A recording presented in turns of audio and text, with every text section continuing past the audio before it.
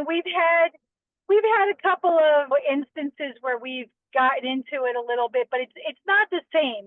Since I've done the therapy with you guys, it's very different.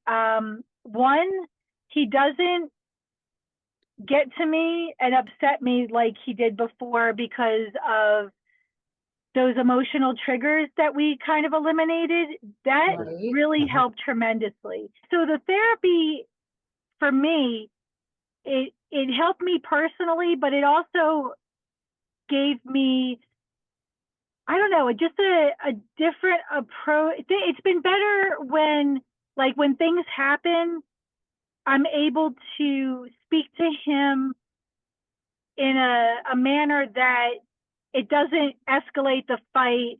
It calms it down where we can talk more reasonably.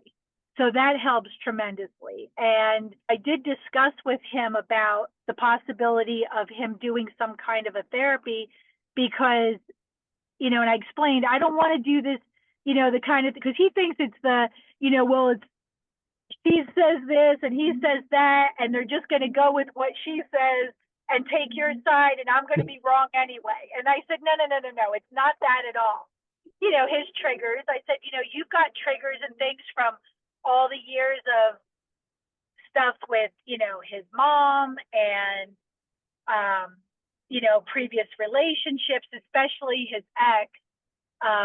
That was huge because he had so much trouble with her turning the kids against him, and it was horrible for him. And all of those things have given him triggers. So he's actually was a little bit open and was a little bit like, oh yeah, I probably got tons of triggers from all that crap, He seemed open to the idea of doing something where he doesn't have to go sit somewhere and have somebody else tell him he's wrong.